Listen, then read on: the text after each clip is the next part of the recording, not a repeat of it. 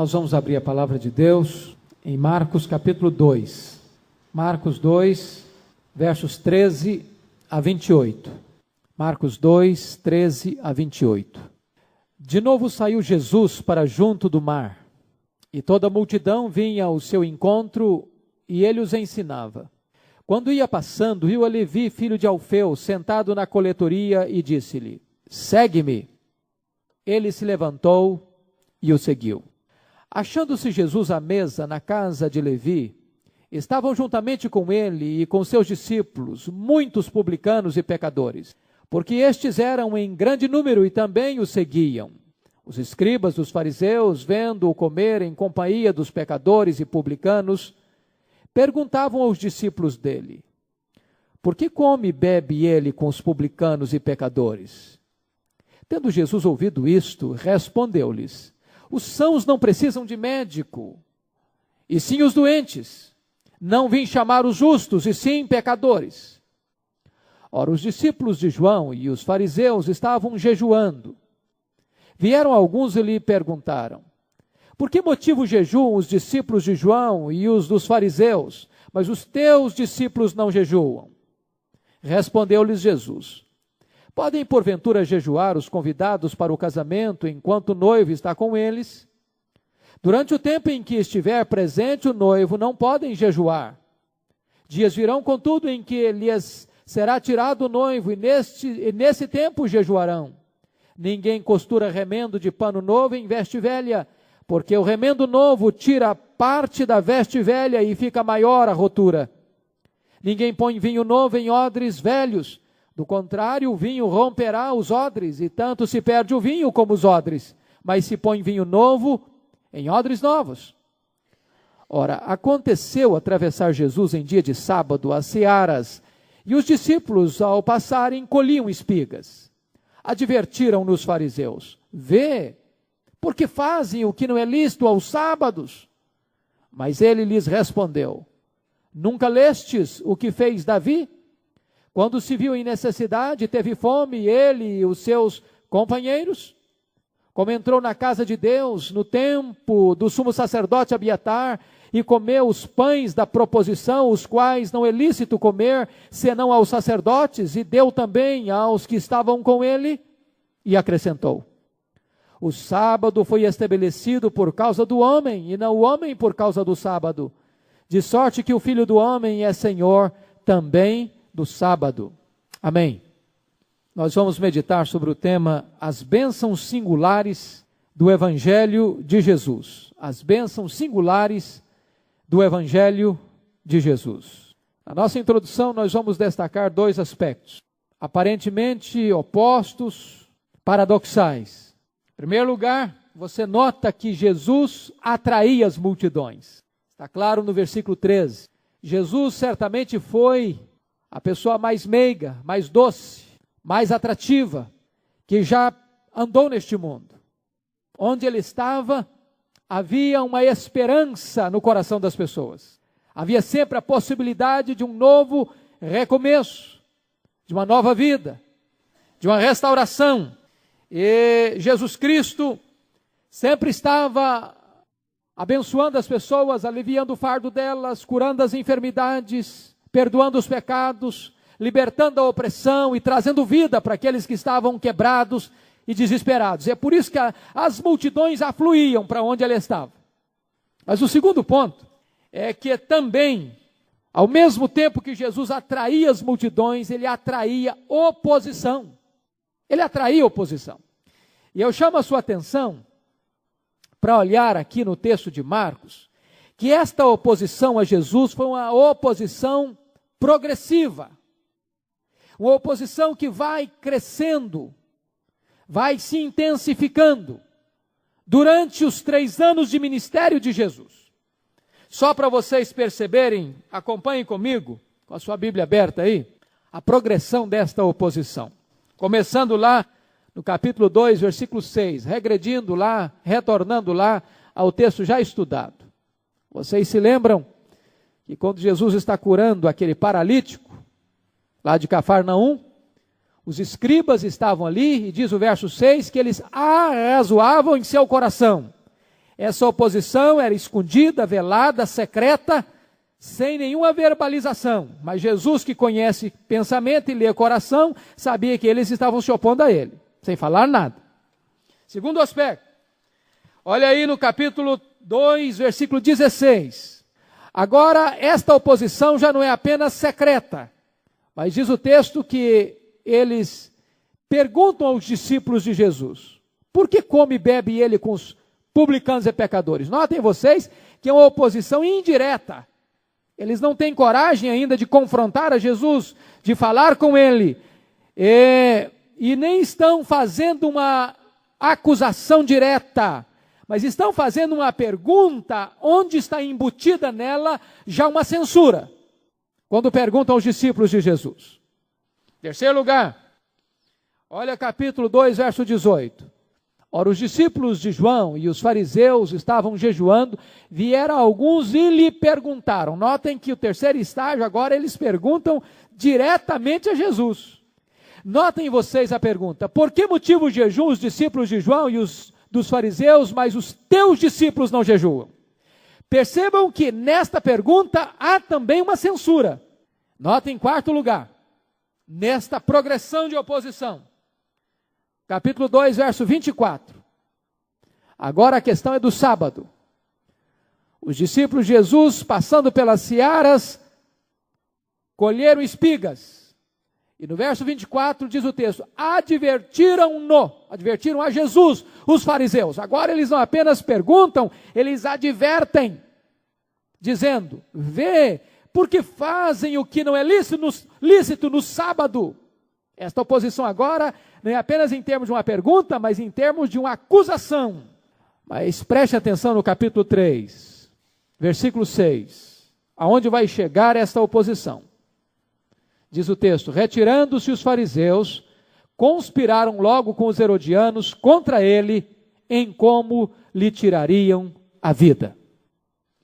Notem que os fariseus estão se unindo com os herodianos, e os herodianos e fariseus eram opostos, ideológica e politicamente, religiosamente, absolutamente em polos opostos, mas quando se trata de se unir para opor a Jesus, eles se mancomunam com os herodianos para tramarem, para orquestrarem a morte de Jesus Cristo.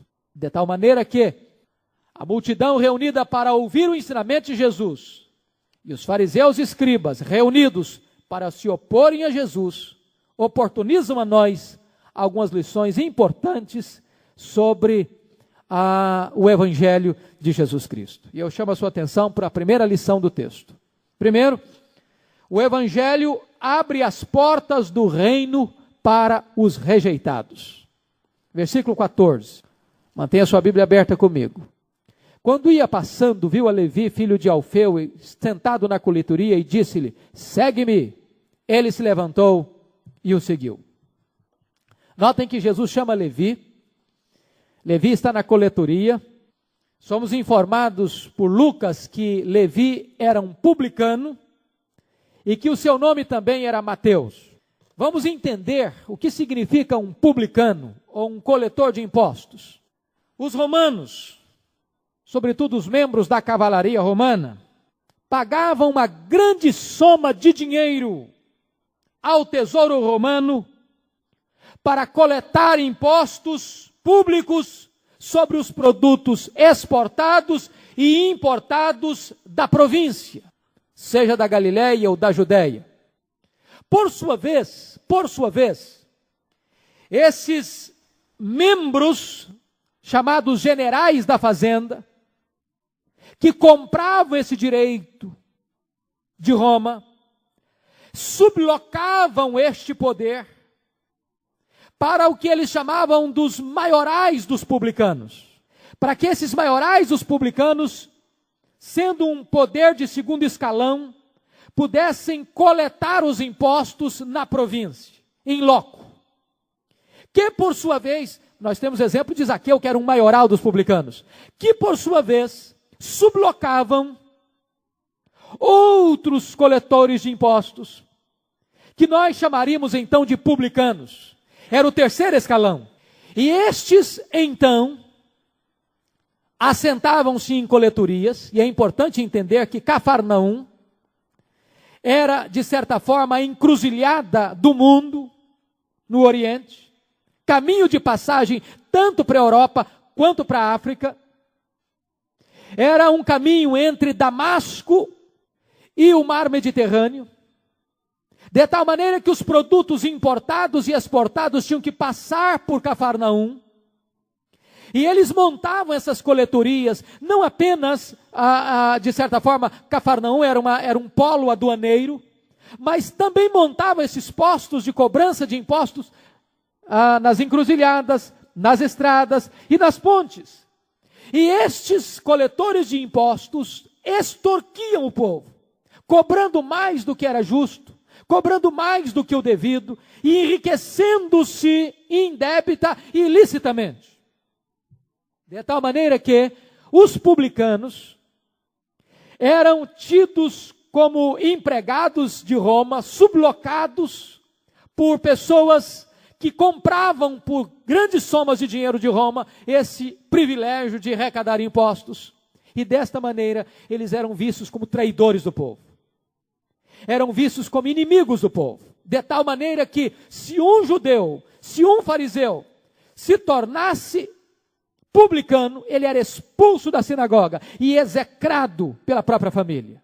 A situação era tão grave e tão séria que uma mulher judia, se o seu marido se tornasse um publicano, um coletor de impostos, ela tinha direitos legais de separar-se dele judicialmente. Esta era a situação de Mateus. De certa forma, Mateus foi aquele homem que abdicou-se do seu patriotismo por causa do dinheiro. Certamente Mateus era um homem execrado, certamente Mateus era um homem odiado, certamente Mateus era olhado pelos judeus como uma persona não grata. E aí, quando você entende esse pano de fundo, você vai perceber no que consistiu o chamado de Jesus a Mateus. Quando Jesus olha para ele assentado na coletoria, Jesus diz: segue-me. E ele, deixando tudo, seguiu a Jesus. Eu chamo a sua atenção para 3 coisas aí nesse chamado. Primeiro, é que Jesus chama soberanamente. Versículo 14a, Jesus diz: segue-me. Vejam vocês que Jesus chama um homem odiado, execrado, sem dar nenhuma explicação para ele, e sem dar nenhuma explicação para o povo. Certamente isso gerou um ponto de discórdia dos fariseus e escribas contra Jesus, porque como Jesus pode chamar um homem execrado, um pária, um inimigo do povo, um empregado de Roma, um homem que está lutando contra a sua própria nação para ser seu seguidor e seu discípulo? O chamado de Jesus é soberano. Ele chama, não explica por que chama, simplesmente chama. Ele é soberano no seu chamado. Ele chama a quem quer. Você vai notar em Marcos 3, quando ele está chamando os 12 apóstolos, diz que Jesus subiu ao monte, passou a noite orando, depois ele chamou os que ele mesmo quis. Ele é soberano no seu chamado, e nós jamais entraríamos no reino de Deus se o seu chamado não fosse soberano. Porque jamais nós escolheríamos a Ele. Foi Ele quem nos escolheu, foi Ele quem nos chamou, foi Ele quem nos amou primeiro. O chamado vem dEle e o seu chamado é soberano. Segundo lugar, Jesus chama não apenas soberanamente, mas Jesus chama eficazmente. Notem vocês que o versículo 14 diz: e ele se levantou e o seguiu. É maravilhoso isso. Paulo, escrevendo aos Romanos, ele diz o seguinte: e aos que Deus predestinou, a esses também chamou. E aos que chamou, a esses também justificou. E aos que justificou, a esses também glorificou. E Jesus disse: as minhas ovelhas ouvem a minha voz, e elas me seguem. Quando Jesus Cristo chama, Ele chama de forma eficaz. Ele não apenas chama, mas Ele muda as disposições íntimas da alma para que o chamado atenda a sua voz e o siga. E notem vocês que Mateus ou Levi não argumenta com Jesus, nem adia a decisão. Prontamente, imediatamente, ele atende ao chamado do Senhor Jesus Cristo. De certa forma, o chamado e o atendimento do chamado constitui-se um grande milagre e uma grande libertação na vida de Mateus. Porque ele rompe definitivamente com a ganância, rompe definitivamente com o desejo do lucro, rompe definitivamente com o status quo vivido até então, rompe definitivamente com o estilo de vida vivido até aquele momento e corta todas as pontes do seu passado e olha para frente para seguir o seu Senhor. Eu creio que o chamado de Mateus é um encorajamento para você e para mim. Nunca desistir da salvação de uma pessoa. Porque se Jesus chama um publicano, alguém que ama mais o dinheiro do que a reputação, alguém que ama mais o dinheiro do que as coisas mais preciosas da vida, e transforma esta vida, nós deveríamos ser mais encorajados a não desistir, de aguardar e de esperar a salvação daqueles que desejamos vê-los salvos.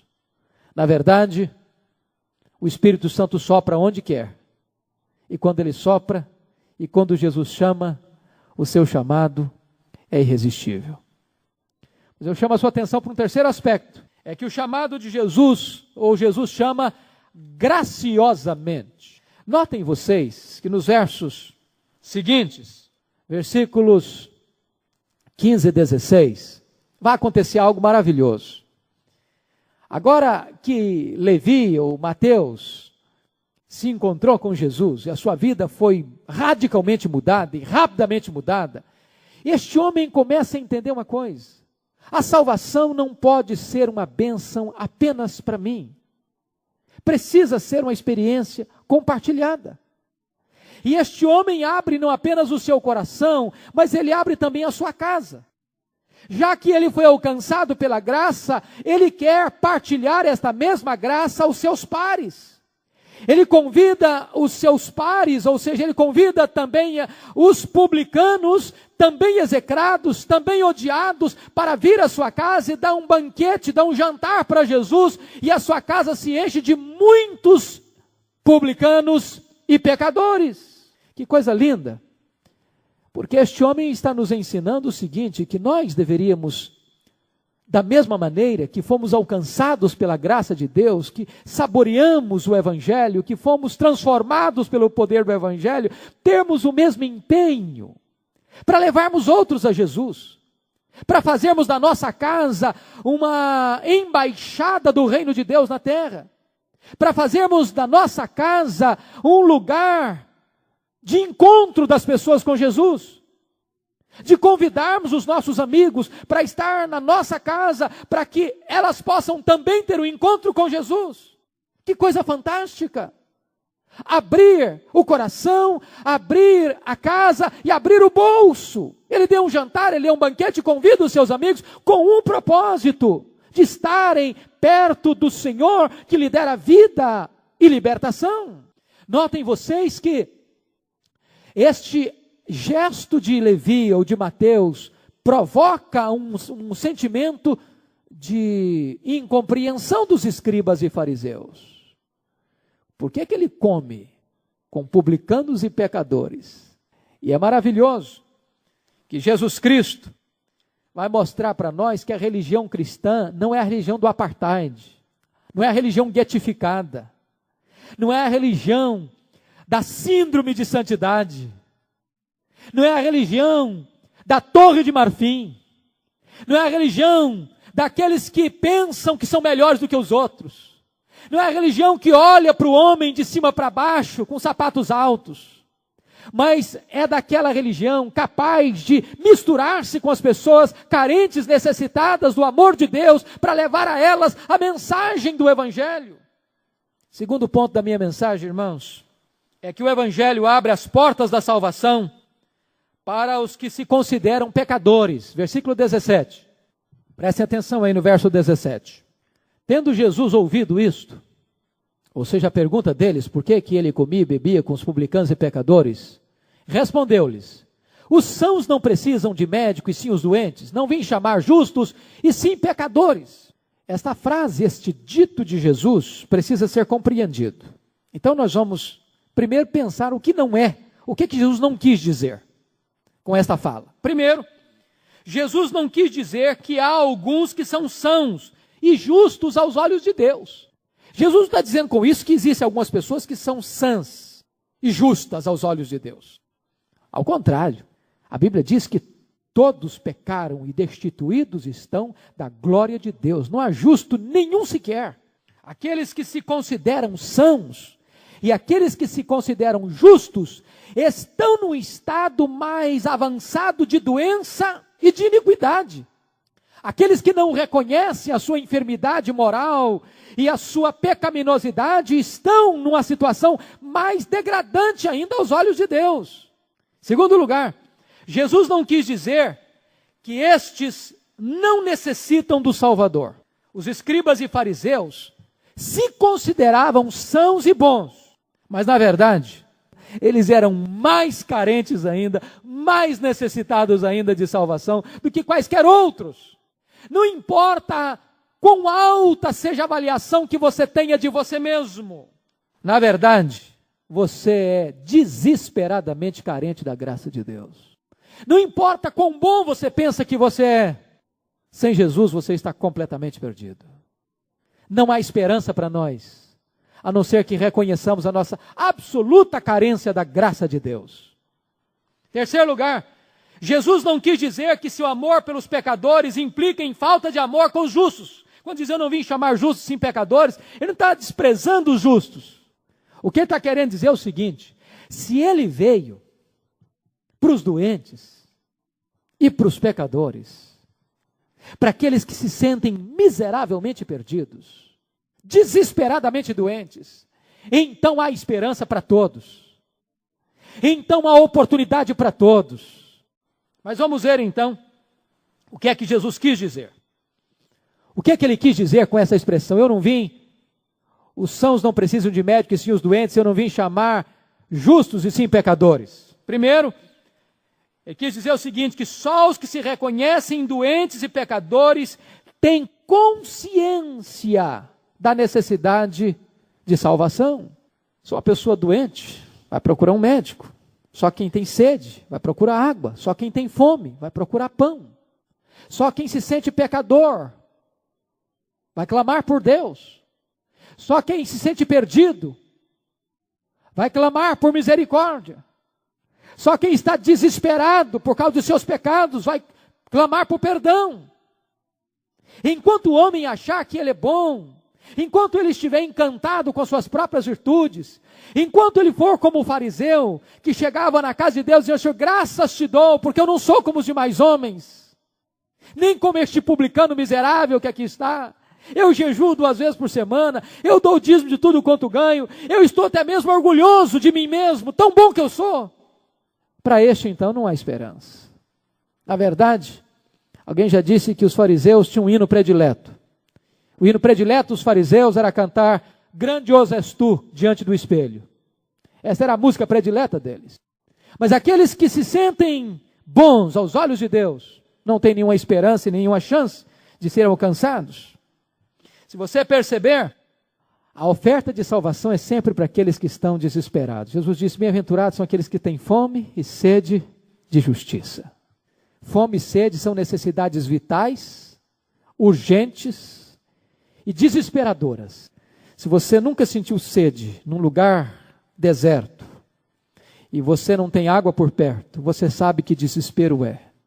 Você dá tudo o que você tem para uma garrafa d'água. Quando o homem tiver sede de Deus, como ele tem sede e fome, na hora do maior desespero, então este homem vai encontrar Deus. Eu nunca me esqueço da experiência que li do pai da logoterapia, Viktor Frankl, quando ele fala da sua experiência num campo de concentração nazista. Ele disse que diante das agruras terríveis, dos sofrimentos atrozes, dos castigos indescritíveis, quando eles eram completamente oprimidos, machucados, feridos, e não tinham mais nada, nem dignidade, nem liberdade, lhes restava apenas um fiapo de vida. A conversa que eles tinham, nas horas mais agônicas da vida, não era sobre liberdade, não era sobre família, não era sobre outra coisa senão sobre pão. Sobre pão. A fome era tal que a maior necessidade deles era de pão. E ele registra que muitas vezes pessoas enfrentavam as agruras mais terríveis durante uma noite no gelo, com as botas molhadas e furadas, em trabalhos forçados, substituindo outras pessoas, para ter no outro dia o direito de ganhar mais uma coxa de sopa rala para a sua sobrevivência. O que na verdade Jesus está querendo dizer, que quando o homem tiver fome de Deus, nessa proporção, aí é que ele vai encontrar a salvação para a sua vida. Segundo lugar, Jesus está querendo dizer o seguinte, que só os que se humilham podem ser salvos. Só os que se humilham. Os sãos não precisam de médico. Quem se acha santo não vai buscar Deus. Quem se acha bom não vai procurar Deus. Quem se acha justo não vai buscar o Salvador. Por isso, queridos irmãos, nós temos que entender a verdadeira pregação do Evangelho. E hoje parece que isso está muito complicado na mente dos pregadores. Você percebe que hoje as pessoas estão pregando fé sem arrependimento? As pessoas estão encorajando os outros a crerem em Jesus, sem antes mostrar para as pessoas que elas são pecadoras. Está se pregando hoje salvação sem conversão. Mas como uma pessoa pode crer sem que ela saiba que ela está desesperadamente perdida? Como ela pode ser salva sem que, na verdade, ela reconheça a sua total dependência da graça de Deus? Foi por isso que Jesus Cristo diz, se você não nascer de novo, Nicodemos, você não pode ver o reino de Deus. Se você não nascer da água e do Espírito, você não pode entrar no reino de Deus. Vamos ao terceiro ponto da nossa mensagem. Terceiro lugar, o Evangelho abre as portas para uma vida de jubilosa celebração. Versículos 18 a 20. Notem vocês que agora Jesus Cristo vai usar mais duas figuras. Nessa agora ele vai usar uma figura. A outra figura que ele vai usar agora é a seguinte, que não pode jejuar os convidados para o casamento enquanto o noivo está com eles. A questão agora é do jejum. Aí os fariseus que jejuavam para se aparentar para os homens, e os discípulos de João Batista que jejuavam para demonstrar sua tristeza pelo pecado. A palavra jejum na língua aramaica significa estar de luto. Esse é o sentido da palavra jejum no aramaico, estar de luto. Portanto, o jejum era também associado com esta ideia de tristeza, de rosto abatido, de semblante caído, de emoções amassadas, de cabeça curvada, de cerviz curvada. Então, os judeus ou os fariseus, quando jejuavam, deixavam o rosto abatido, até vestia com roupas rotas, para dar essa impressão que estavam tristes, abatidos, para revelar aos homens quão piedosos eles eram. E aí, quando viram Jesus e os discípulos de Jesus celebrando, festejando, participando de banquete, participando de jantar, e se incomodou, escandalizou os discípulos de João Batista e os fariseus, ao ponto de eles chegarem e perguntar, por que é que os discípulos de João jejuam e os teus discípulos não jejuam? E aí nós vamos aprender algumas lições com Jesus. A primeira lição é que a religião pode se transformar num fardo pesado, em vez de ser um instrumento libertador. Versículos 18 e 19. O jejum, queridos, é uma prática bíblica. Isso é verdade. Mas se você olhar, o jejum obrigatório e imperativo no Velho Testamento era uma vez só por ano, no dia da expiação. Neste dia, o povo afligia sua alma e sentia profunda tristeza. Mas o que aconteceu? Os escribas e fariseus começaram a inserir preceitos, regras e mais regras à lei de Deus, acrescentando à lei de Deus determinadas regras acerca do jejum. E chegou ao ponto que os fariseus tinham a prática de jejuar 2 vezes por semana. De tal maneira que para eles, alguém que não jejuasse 2 vezes por semana não era piedoso. Mas na verdade, o propósito deles em jejuar não era o propósito bíblico. Porque é um propósito bíblico para jejuar. Certamente Jesus não condenou o jejum. Ele mesmo jejuou 40 dias. Ele mesmo disse que determinadas batalhas espirituais nós não poderemos vencê-las sem oração e jejum. Moisés jejuou. Elias jejuou. Os patriarcas jejuaram, os profetas jejuaram, os reis jejuaram, os sacerdotes jejuaram, os apóstolos jejuaram, a igreja primitiva jejuou, a igreja na história jejuou, nós jejuamos hoje. Então o que é que Jesus está combatendo? O que Jesus está combatendo era o princípio farisaico do jejum teatro, do jejum para demonstrar no palco uma espiritualidade mentirosa, para impressionar os homens. E de tal maneira, queridos irmãos, que eles estavam transformando o jejum, a imposição do jejum, num legalismo pesado sobre as pessoas, para se acharem melhor do que os outros, para aplaudir a si mesmos, para condenar os outros. Então, o farisaísmo tornou-se uma religião opressora, fiscalizadora da vida alheia. Uma religião que atava fardo sobre os ombros das pessoas, e não uma religião que aliviava, que abençoava, que quebrava algemas, que trazia alívio, libertação para as pessoas. Ao contrário, era uma religião que oprimia ainda mais, escravizava ainda mais, deixava as pessoas esquizofrênicas espiritualmente. O Senhor Jesus Cristo condenou isso lá no Sermão do Monte. Quando vocês jejuarem, não sejam como os hipócritas, que desfiguram o semblante. Quando vocês jejuarem, não fiquem aparentando para os homens que vocês jejuam, façam isso diante de Deus, porque se vocês fizerem diante dos homens, vocês já receberam toda a recompensa de vocês.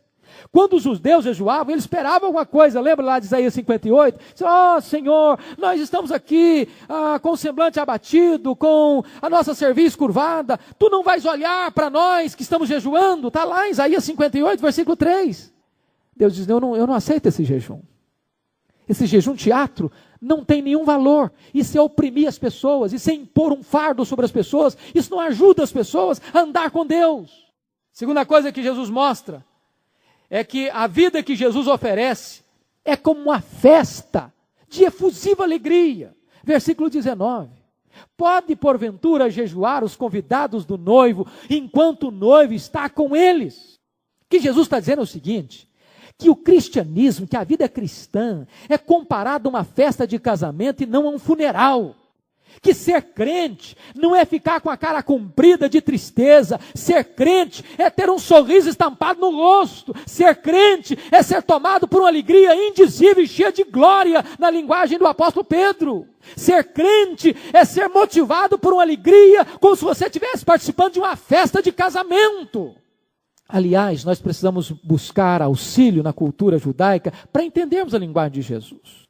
Porque festa de casamento para nós não passa toda a ideia de alegria, como naquela época. Para vocês terem uma ideia, os convidados do noivo e da noiva recebiam o nome de os filhos da câmara nupcial. Era uma coisa tão importante, era uma festa de 7 dias, onde quem era convidado era dispensado de qualquer trabalho, de qualquer serviço. O professor da lei era dispensado, portanto, até de jejuar, de ensinar a lei. As pessoas deixavam o trabalho, as pessoas deixavam tudo para festejar, para celebrar, para se alegrar. Era uma festa sem precedentes. Para vocês terem uma ideia, eu vou ler o que Adolfo Pon escreve sobre isso. Está entre aspas. Quando uma pessoa era convidada para uma festa de casamento, diz ele, isso era motivo de uma alegria desmedida, que ofuscava tudo mais. Professores da lei interrompiam seu estudo da Torá, inimigos se reconciliavam, mendigos e quem mais aparecesse podia comer de graça, rufavam tambores, nozes eram jogadas aos convivas, a procissão dançava diante da noiva e louvava a sua beleza. Era esse clima de alegria, era esse clima de festa, era esse clima de regozijo que tomava conta dos convivas. Essa era a festa de casamento. Aí Jesus diz o seguinte, a vida que eu vim trazer é como uma festa. É como uma festa. Não é um funeral. onde as pessoas vão jejuar e fica lá com vestes pesadas, com semblante caído, abatido, acabrunhado, triste, parece que a vida não tem sabor, parece que a alegria foi embora. Ele diz: não é essa a proposta de vida que eu vim trazer. O reino de Deus é alegria, o fruto do Espírito Santo é alegria, a ordem de Deus para a igreja é alegrai-vos. Esta é a proposta do Evangelho. E se você parar para perceber, nós podemos ir além dessa figura para entender o seguinte, que nós não somos apenas convidados para esta festa de casamento, nós somos a noiva. Nós somos a noiva. E haverá um momento então que esta alegria será plena, absoluta e total, porque dentro da cultura judaica o casamento passava por 4 estágios. O primeiro estágio era o noivado, que era o compromisso do rapaz com a moça, feita diante de testemunhas. Segundo estágio era o estágio da preparação, onde a noiva ia se ataviar, fazer o seu enxoval, se preparar, e o noivo ia pagar o dote ao pai da noiva. O terceiro estágio era o estágio quando o noivo saía da casa de seu pai com os seus amigos ao som de música, se dirigindo à casa da noiva. Numa representação bíblica, é a vinda do Senhor Jesus com os seus anjos nos céus. E o último estágio é quando o noivo entrava com a sua noiva para as bodas. E a Bíblia diz que quando Jesus voltar, nós então entraremos com o noivo nas festas das bodas, e esta festa nunca vai acabar. Nós somos a própria noiva, que vai celebrar esta festa por toda a eternidade. Isto é cristianismo, disse Jesus. De tal maneira, queridos irmãos, de tal maneira que esta nova ordem trazida por Jesus tinha que romper com este legalismo judaico, que oprimia as pessoas, que fazia da religião algemas, camisa de força, para oprimir, para escravizar o coração das pessoas já afligidas pelo pecado. Onde Jesus chegava, onde o Evangelho chegava, ele trazia cura, libertação, alívio, perdão, restauração, vida nova, salvação, esperança de vida eterna e convicção de redenção eterna. Quarta lição, quarta e penúltima lição. O Evangelho abre as portas para uma vida radicalmente nova.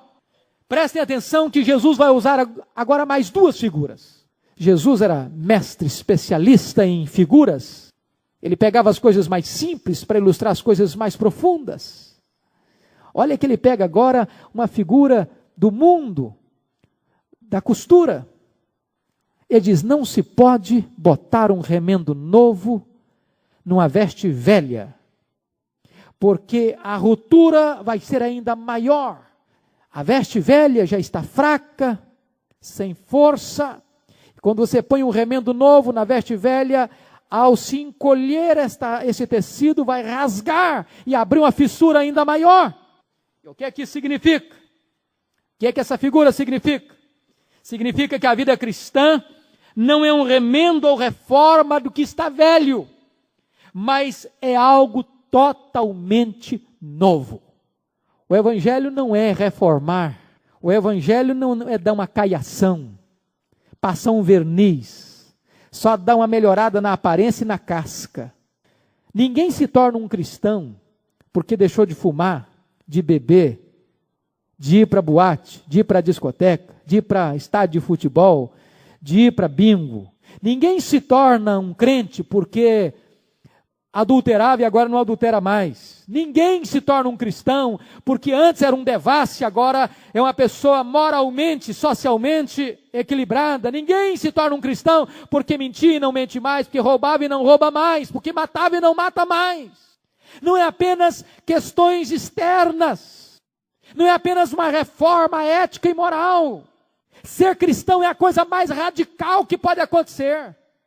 Ser cristão é a coisa mais revolucionária que pode ser. A Bíblia chama que ser cristão é nascer de novo. O velho homem não é reformado, ele morre, ele é crucificado com Cristo. É um novo homem, é uma nova vida, é uma nova mente, é um novo coração. Não dá para botar remendo novo em pano velho. Jesus está mostrando que o cristianismo é uma proposta absolutamente nova e revolucionária. A segunda figura Verso 22, Jesus está dizendo: não se põe vinho novo em odres velhos, porque se fizer isso, perde o vinho e perde os odres. O que acontecia? Lá na época do Novo Testamento, o vinho era acondicionado, não em garrafas, mas em odres de couro, de tal maneira que este couro, quando ele está novo, ele tem uma certa elasticidade. Mas quando este odre está velho, ele não tem mais elasticidade, ele se torna seco. E se botar o vinho novo, com a fermentação do vinho e com os gases que são liberados, este vinho vai empurrar estes odres, e se este odre for velho e estiver ressequido e não tiver mais elasticidade, ele vai se romper. E rompendo, destrói-se o odre e perde-se o vinho. O que Jesus então está querendo dizer com essa figura? O que Jesus está querendo dizer é o seguinte, queridos, é que o vinho do cristianismo não pode mais ser acondicionado nos odres velhos do judaísmo. O cristianismo não é um judaísmo melhorado. O cristianismo não é apenas uma sequência da religião judaica. O cristianismo é algo radicalmente novo, absolutamente novo. Vocês se lembram que quando os gálatas quiseram voltar ao judaísmo, Paulo diz para eles: ó insensatos, quem vos induziu a voltar aos rudimentos? Tendo vós sido chamados pela graça, havereis agora de retornar ao legalismo, à lei, que não pode libertar, que não pode transformar. Na verdade, Jesus está dizendo o seguinte para nós, é que o cristianismo é algo absolutamente novo, para a vida nova, para um caminho novo, para um projeto novo. É por isso, queridos irmãos, que o cristianismo é único, é singular. Todas as religiões do mundo, é o homem tentando fazer o melhor para Deus. Mas o cristianismo é Deus fazendo tudo pelo homem. Tudo provém de Deus. É a graça que nos transforma, que nos muda. E Paulo diz o seguinte: quem está em Cristo é nova criatura. Tudo se fez novo, as coisas antigas já ficaram para trás. É vinho novo em odres novos. Finalmente, queridos, a última lição que eu gostaria de partilhar com vocês é que o Evangelho abre as portas da liberdade para os prisioneiros do legalismo. O Evangelho abre as portas da liberdade para os prisioneiros do legalismo. O sábado judaico tinha se transformado num carrasco do homem. Era um fardo insuportável, em vez de ser um elemento libertador. Era um fim em si mesmo e não um instrumento de bênção para o homem. Por isso, quando os fariseus viram os discípulos de Jesus passando pelas searas e colhendo espiga, e Lucas diz que os discípulos não só colheram, mas debulhavam as espigas e comiam. Diz a Bíblia que os fariseus então exortaram a Jesus, repreenderam Jesus. Vê, eles estão fazendo o que não é lícito em dia de sábado. E aqui nós vamos aprender algumas lições que Jesus ensina. Primeiro, os discípulos não estavam fazendo algo proibido. Não, absolutamente não. Está lá na lei. Deuteronômio 23, 24 e 25 dava absoluta legitimidade à atitude dos discípulos de passar, seja por uma vinha, podiam pegar uva para comer a valer, só não podia levar para casa. Mas podia, passando por uma vinha com fome, podia pegar e comer. Passando por uma roça, por uma seara, podia pegar espigas e comer. Era a lei de Deus.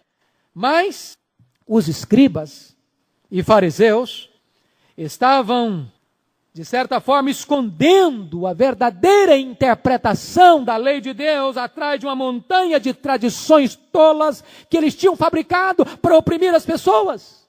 Meus amados irmãos, vejam que a questão aqui é de interpretação da Bíblia. Quantas pessoas hoje que interpretam a Bíblia para oprimir as pessoas? Quantas pessoas?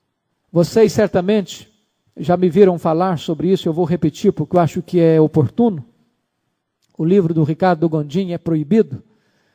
Ele narra um fato dramático na introdução do livro, de um pastor evangélico, reunido com a sua liderança na sua casa, a liderança da sua denominação, numa reunião de planejamento, e de repente a sua esposa chegou para ele, falou, sussurrou no seu ouvido alguma coisa, e o pastor ficou transtornado com a informação, enrubescido de raiva, se levantou da reunião e furiosamente dirigiu-se ao quarto da sua filha e deu uma surra nessa moça, a deixou ensanguentada, porque a moça tinha cortado as pontas do cabelo. E esse pastor, com muita fúria e raiva, disse para ela: você não pode me desmoralizar. Você não pode acabar desta maneira com a minha reputação. E a moça ficou completamente envergonhada e ensanguentada no seu quarto. E o pastor, depois dessa surra na filha, voltou e se assentou na mesa de reunião e continuou a sua reunião de planejamento. Quando de repente a esposa entra de novo, mas agora apavorada. E agora não sussurra, ela grita. A sua filha tinha acabado de botar álcool no corpo e ceifar da sua própria vida. E Ricardo Gondim, então, começa a falar no seu livro de quantas vezes o legalismo, o farisaísmo, que coa mosquito e engole camelo, tem sido usado para oprimir as pessoas, para massacrar as pessoas, para se tornar uma religião da opressão, do medo, e não que traz alívio, que traz cura, que traz libertação, que traz restauração, que traz uma perspectiva nova de vida para as pessoas. Prestem atenção como é que Jesus vai trabalhar essa questão. Ele vai defender os seus discípulos da atitude de pegarem as espigas de 3 maneiras.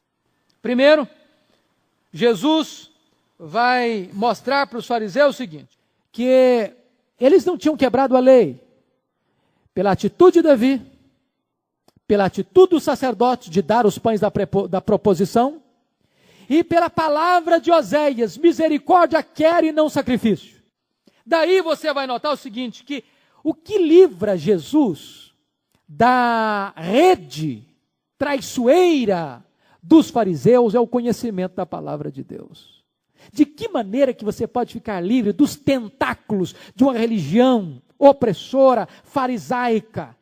A única maneira de você ficar livre desses detetives de plantão que querem oprimir as pessoas, em nome de Deus, é conhecendo a palavra de Deus. Jesus diz: conhecereis a verdade e a verdade vos libertará. E quando os fariseus querem então acusar Jesus porque os seus discípulos estão comendo espigas da colhida da seara, Jesus: não tendes lido o que fez Davi?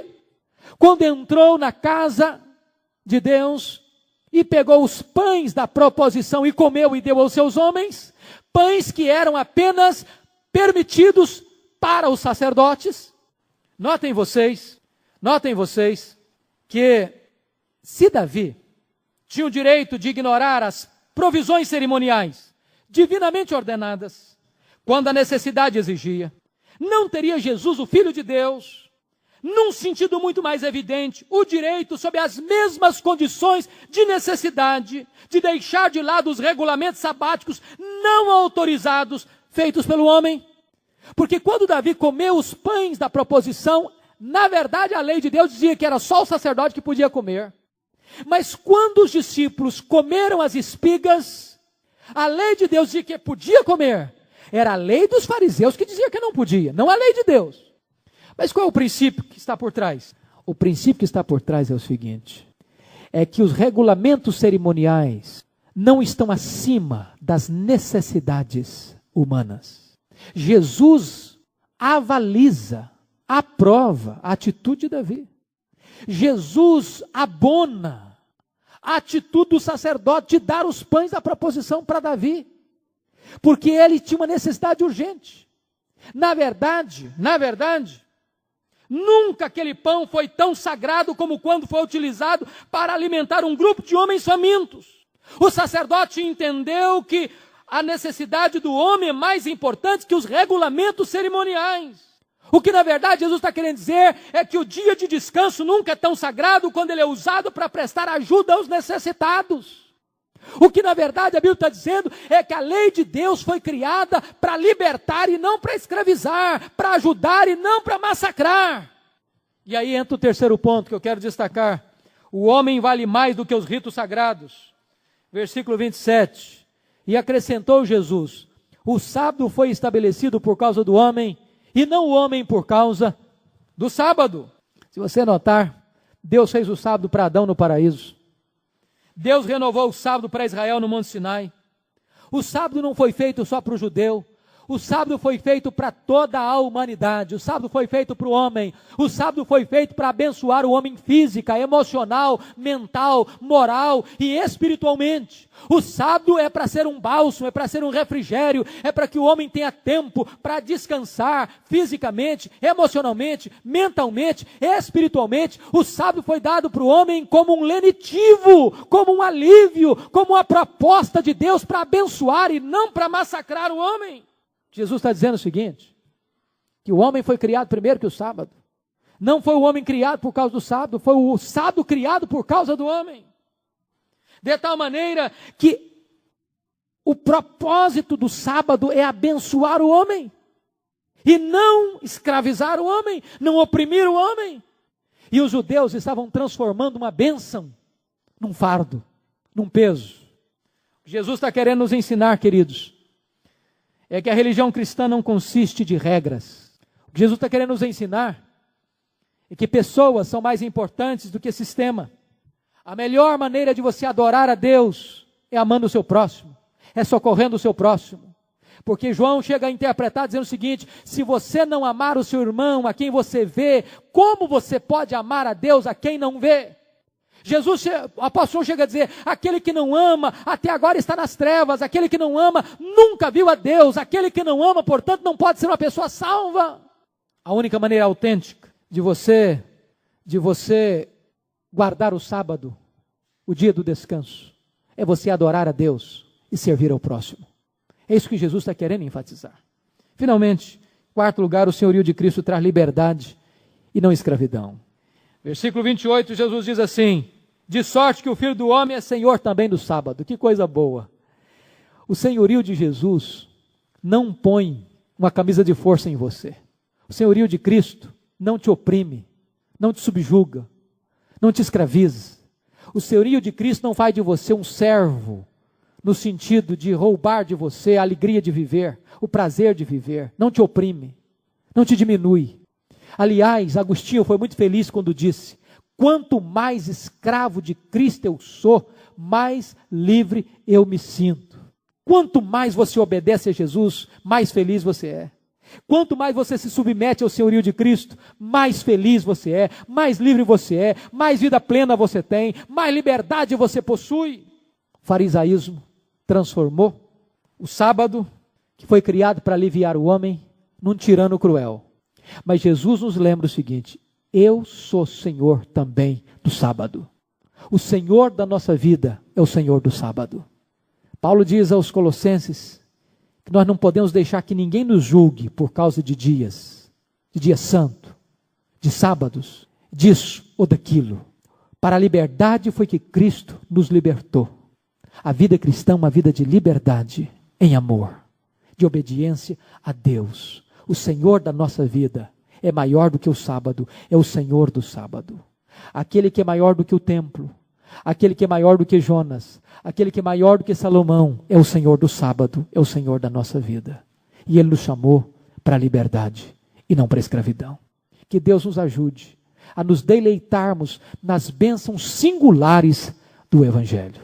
Que seja assim. Amém. Eu quero convidar vocês para orarmos juntos. Aqueles que puderem, vamos vir aqui à frente buscar o Senhor da nossa vida, amado da nossa alma, aquele que é o Senhor do sábado e também Senhor do nosso coração, Senhor da nossa família, Senhor dos nossos filhos, Senhor de tudo que somos, de tudo que temos, aquele que veio não para nos oprimir, mas para nos libertar, aquele que veio para nos trazer vida e vida em abundância. Eu gostaria que você colocasse a sua vida diante de Deus. Tantas vezes a gente pode viver a vida cristã sem alegria, como era a proposta dos fariseus. Avalie o seu coração, avalie a sua vida. Quem sabe você tem vivido assim, sem alegria. Quem sabe a sua vida cristã tem parecido mais um funeral do que um casamento. E o Senhor veio para trazer para você vida em abundância, vida plena. Ele diz que aquele que crer nele, como diz a Escritura, rios de água viva vão fluir do seu interior. O Senhor não veio para que você seja um legalista, mas que você seja livre. livre para amar a Deus, livre para servir a Deus, para viver a sua vida cristã, não para aparecer diante dos homens, mas para agradar o coração do Pai. Peça ao Senhor que lhe dê esta alegria.